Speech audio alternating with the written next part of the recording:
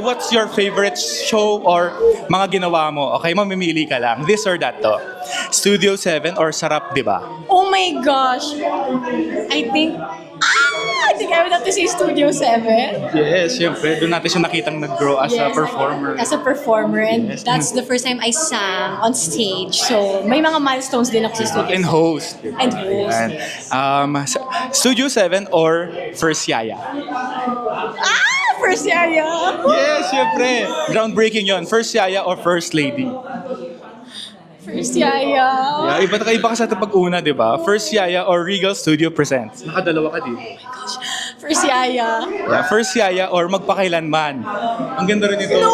Umabot ng 2.1M yung ano mo sa YouTube. Oh, talaga? Yeah, with Oh, Glidel gosh. Mercado. Oh, thanks guys. Wait, ang hirap nito. Okay, shucks. Dun tayo sa first love.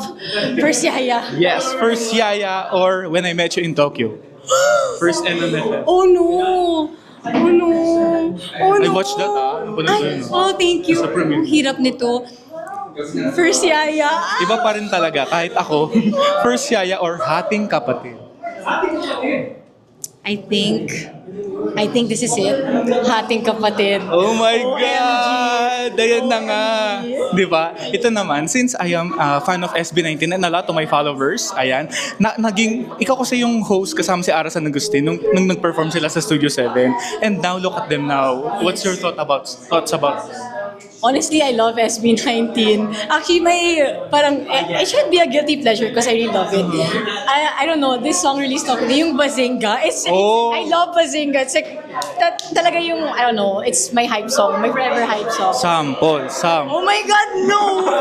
No, she's a great dancer too. Oh my gosh. Yeah. But yeah, I love SB19. Every time I see them, I'm genuinely so surprised na hanggang ngayon humble pa rin sila. Exactly, tama yun. Diba, like they reached Parang like ikaw. peak. Thank you. They reached like peak stardom. Pero parang when I see them, shucks, ang humble nyo pa rin. Ang galing. I find it so inspirational.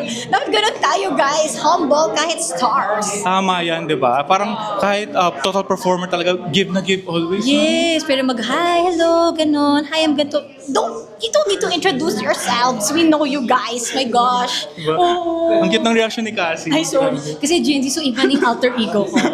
Ang cute niya talaga, grabe. Oh my God. Yeah, this is the first time that I parang personally talk to you. Ayan.